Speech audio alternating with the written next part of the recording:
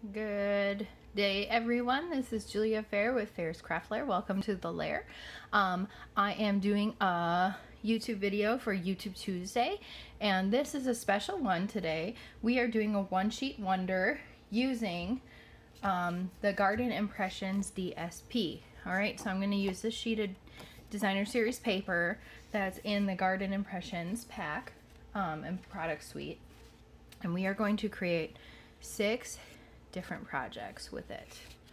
All right, I've got them all set so that I can just go through one at a time and get them done, but I want to give you a heads up and show you what we're working on today. We got some fancier ones in here, so I've done some cutting already, which is what you can see here. In between here, I've laid out some of the cutting that I needed to do to make things go faster, but also to just make the video go smoother, but I am going to show you some cutting later. I do want to remind you, first of all, there's a host code. Right now we have bonus days going on, so if you order with me or order through Stampin' Up and you get a $50 order, you will get a promo code that is a $5 reward in your email that is good for any order in the month of September.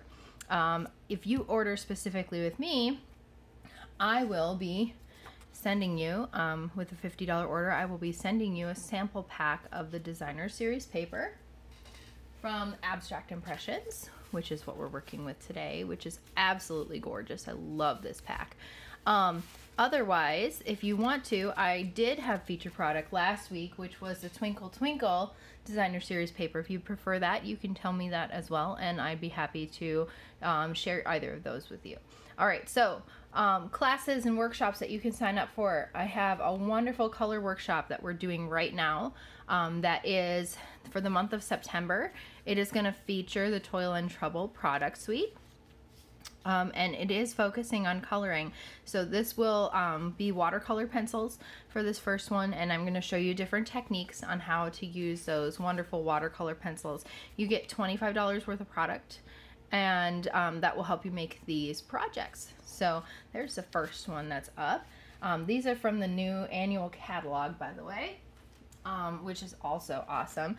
And then the holiday, my Christmas card series, is going to be a monthly class, and this is the first one, and it uses one of the DSPs that's in the new catalog, and I absolutely love it, and I can't remember the name off the top of my head. This is one that I haven't commit to memory yet, but you will make 4 cards. It's $15 or free with a $25 purchase if you're in person. If you are ordering from afar, it's a $35 order, and I will mail everything that you need to make these fabulous cards for you. So keep that in mind. All right, so on to the projects that we're doing today. Our one sheet wonder. I have a template here that I put together. I will post this. I'm going to try to make a nicer graphic of this for you so you can see this. So we have 6 different cards, and I'll show you how to cut this up, and we're going to go through this in just a minute. But before we do that, before we get, well, actually we can do that first. We'll do this first. So I've got my trusty cutter, and it also has a scoring blade. I'm just going to pull my cutter out. Our first cut that we're going to do is going to be 2 inches, all right? So I am going to try to make sure that this is, you can see this at the same time while I'm cutting. All right, so I'm going to move my paper to 2 inches, hold it, and cut. All right, so I have 2 pieces. We're going to finish this piece first. So we're going to cut it again. You can either do the 4-inch mark or the 2-inch mark, but you need a 2x2 square and a 2x4. So those are the first 2. All right. Now the next piece, we're going to turn it and we're going to cut it in half. So that's going to be at the 3-inch mark. All right. Easy peasy. All right, with one of them, I'm going to set it on the diagonal. So just corner to corner. I do it with going from bottom left to top right. If you go the other way, you're going to get a different orientation of your paper. So you want to make sure that you get it the way that you would like it to be. Now, it could be fun and interesting and you just do your project backwards, which that wouldn't bother me at all, but some people, I can understand that if you're looking to make exactly what I'm working on, you want to make sure that you cut it the same way I am. And this is, I have it oriented differently, so I cut from the bottom left to the top right. All right, and the next cut that we're going to do is actually not a cut, it's a punch. So let me grab that punch for you.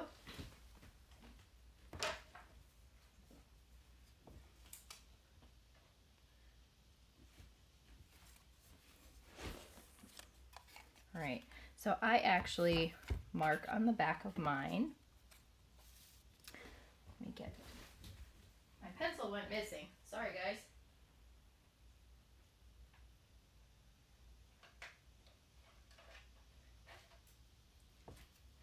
Yep, I have no idea where my pencil is, so I guess I'm going to use pen. It's a good thing that this is double-sided. All right, so I'm going to use my grid paper and figure out where the halfway mark is and mark just a little tick mark at about a 1/2 inch up from that, okay? So, and then I can set my template, and I made just a little template out of a scrap. I can set that over this. Now that's not centered at all on that paper, so that is not what I would want to do. That looks better. Okay, but anyway, I can make another tick mark if I would like to. I could trace the whole thing out if I want to. I only need that little tick mark, so I'm not going to go any farther. I have my 2-inch punch. I'm going to insert this. And this is why I'm not so particular about this. This paper, I can center it fairly easily, and I'm just going to go up to that tick mark and punch that out. And there you have it. Okay, and it's pretty well centered. Works perfectly fine for me. So there are all of our 6 pieces. So we have our 6 pieces. I'm going to set this aside so that we can start working on some of the other things we need to put together. I have cut out all of my card bases except for one. So I'm going to cut out that one for you now and show you how I do this so that you can have a little bit easier time of putting your card bases together. Wow, everything is shifting around. I am going to have to figure out how to tape this all down. Okay, so I am going to make 2 cards out of this cardstock, so I'm going to score at 4 1/4 on the long side. My scoring blade's down at the bottom, it's the lighter one. All right, then I'm going to turn it and cut it in half at 5 1/2. All right, so for one of these, that's all I need to do. It's done.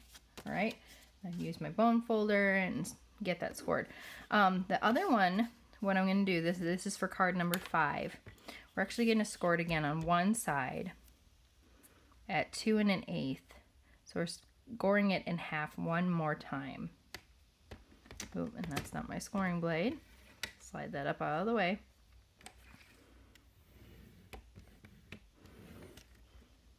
Okay, so I have 2 scores. Now, I could have actually flipped it over and done it that way, and it probably would have been a little bit better.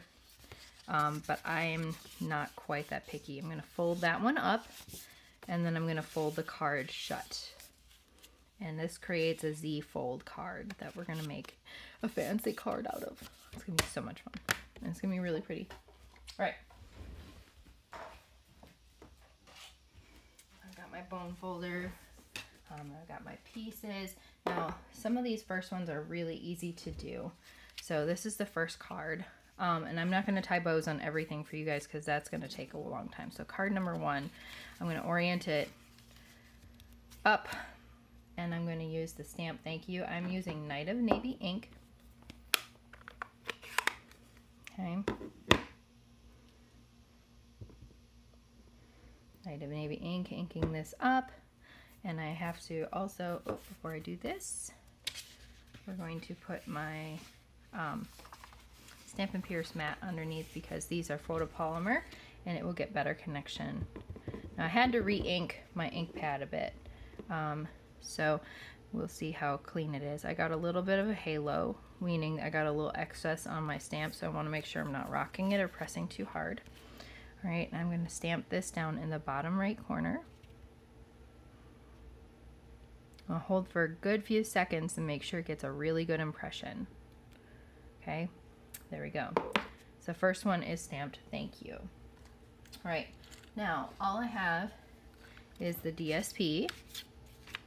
So we're going to use Snail Runner. I'm going to flip this over, add some snail. These are super easy 3x3 cards. I love making them for little gifts for people, being able to share something fun with someone. Okay, so I'm just putting that on there kind of, I'm not doing it evenly. I'm doing it at a slight angle because I like that look. If you want everything to be nice and pretty and straight, you could certainly do that too. And then I'm just going to do the same thing, making sure that it stays on the card over the top. All right, then I have Night of Navy Medium Baker's Twine. All right, and all I'm gonna do is tie this around. I kind of measure out how much I need, eyeball it, clip it, and then I'm putting the bow off to the left. So I want a little bit more of the twine on the right side than the left side, just so I can make sure it ends up pretty close to even. All right, so I looped through, I'm making my loop, I'm going around the back. For Baker's Twine, I find it's better if you, when you loop around, to go from around the back to the front and not start your loops on the front first. Okay, to get them to be a little bit more straight. Yep, and I'm missing my fingers. All right, so again, we may be skipping bows. I may just skip bows and show you final product because I don't want to be wasting a ton of time. But I'll do one on camera for you. There we go. I actually don't mind that so much. I may just leave that as is. Sometimes it likes to twist, and I hold the loops open and pull the tails, and that tends to straighten them out a bit. And then you can just tighten and it's good to go, and I can clip off my end a little bit. That looks pretty good. I like that. So that is card number 1. I did use a different designer series paper on this first one that's in the same pack, but I wanted you to see how the color difference can be. I like this one with the So Saffron background, and it matches the cardstock that I chose, but this also pulls out the Night of Navy that I'm using more from this DSP. So I think it's a really good balance to be able to do either of them, and there are a couple more papers in this pack that I feel would actually go really well with the So Saffron as the base. So that's the first card. First card done. Oh. All right, on to the second card. The second card, we are going to be using the Circle Punch. All right, and I've got all my pieces in here. By the way, I'm going to have all my measurements on my blog. So if you if you visit my blog, you'll be able to get all the measurements and everything that you need in order for this to work and to be able to do this. All right, so I'm going to ink up the thank you again. I'm going to stamp that on this strip.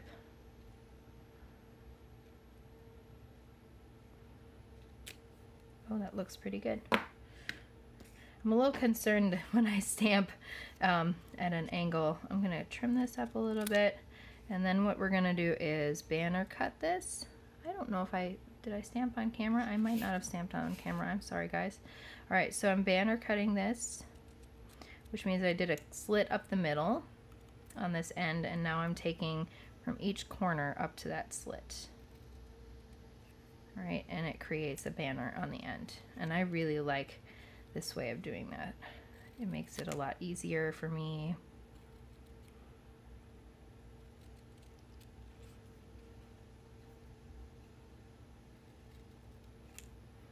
And there we go.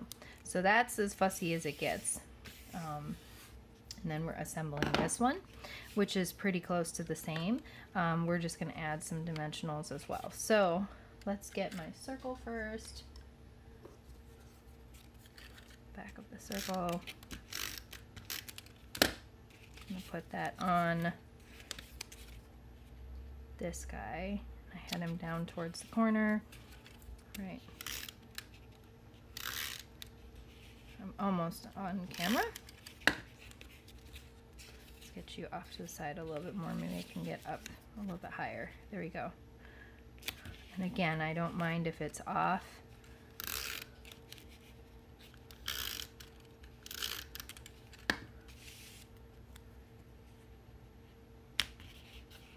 There we go. And I'm going to tie this on later because I don't want to waste time, but I could tie this on first or second. It doesn't matter. I just am going to make sure that it's about in the middle of my card. And then on the back of this, I'm just going to add some dimensionals.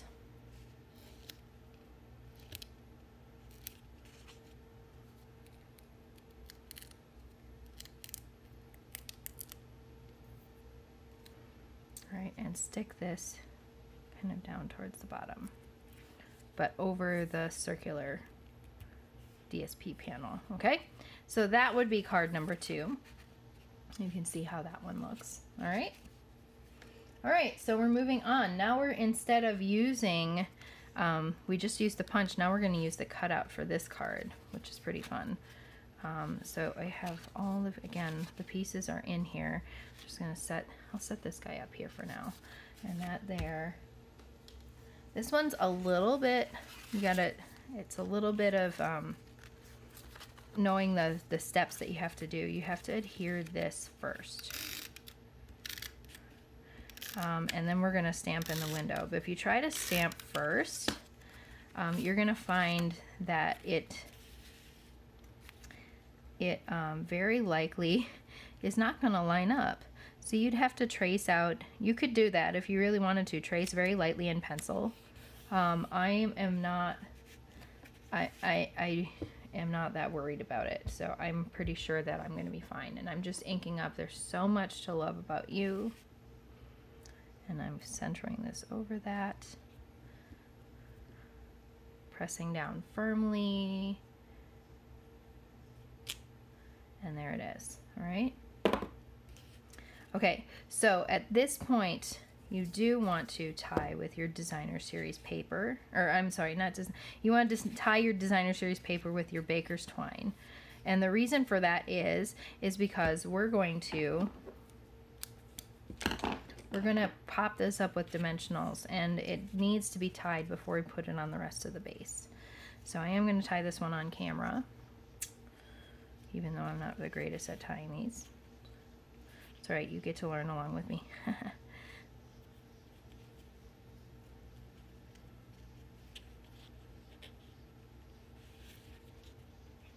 Yeah, that's pretty loose. Let's try that again.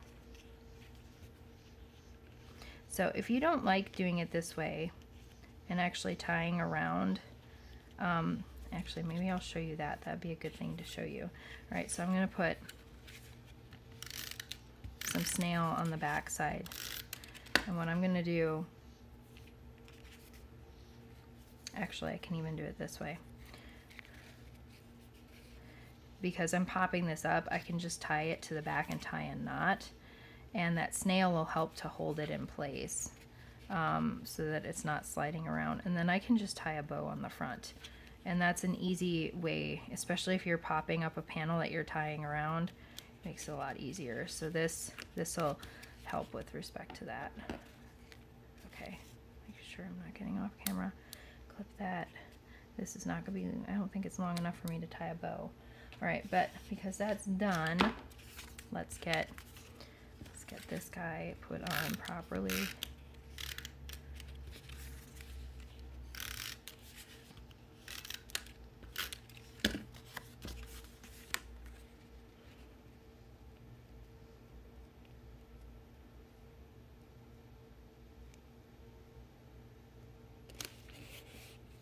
All right, and then we're just going to pop this up with dimensionals.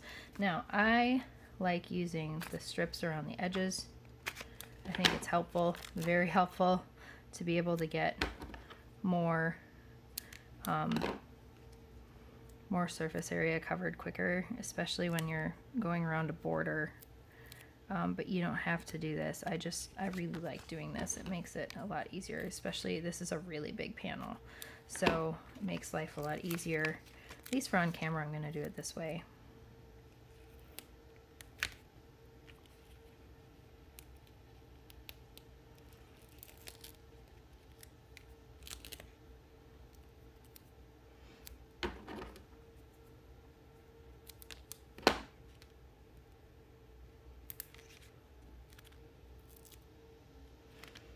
And I'm trying to get my edges down that way. This one already had a backing come off. Put one there. I use dimensionals like they're candy. They just, I really want my cards to be good and stable and go through the mail really well. So I use a lot of them, and I probably use way more than I need to. And that's okay. If I give away a card or send one in the mail, I want to make sure it looks nice when it gets there, and that's pretty important for people. If you spend all the time on your card, you want it to get there and, you know, be as good as it was when you mailed it or before you mailed it. Got a couple more here. These nice long strips, it goes a lot faster to uncover them and peel them. All right, so I do need to move this down a little bit, but I can do that. There we go. And then we're just gonna center this over the Melon Mambo, and we're good to go. And I just would tie a little bow right there, and I could do that, but I'm not gonna waste your guys' time right now. So card number 3. All right, on to card number 4. Now this is going to use diagonal strips, and we're going to do the same thing where we're tying around and adding that at the end. Okay, so card number 4, we're going to stamp Kindness Changes Everything first. Make sure I get my stamp oriented properly. Wow, that makes my table really shaky. Sorry, guys. Stamp that on the panel there. Looks pretty good. My stamping's nice and clean. I'm really happy about that. I've been very nervous about stamping on camera because I don't want anything to be, you know, I don't want it lost or hard to see. And it looks like I get slightly off camera down below because I have other things I'm trying to show up above and making sure that you guys can see stuff. But we'll get this setup figured out eventually. This isn't the worst. All right, so we're going to place the DSP in the bottom left corner of the Melon Mambo strip. And then we'll tie it first with baker's twine.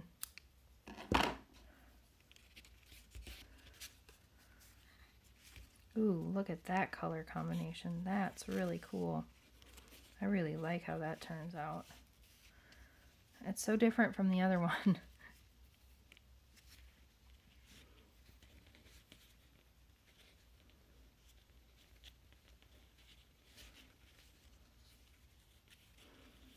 All right, and that looks pretty good. So I'm gonna trim my ends.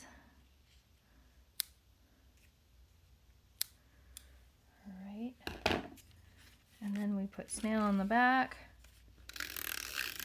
And I am just going pretty quick here for your guys' sake. I want to make sure that this video doesn't go too long. It looks like I might have to split it in 2 pieces already, which does not make me happy. All right, then all we're going to do is pop this up with dimensionals. Getting my dimensionals.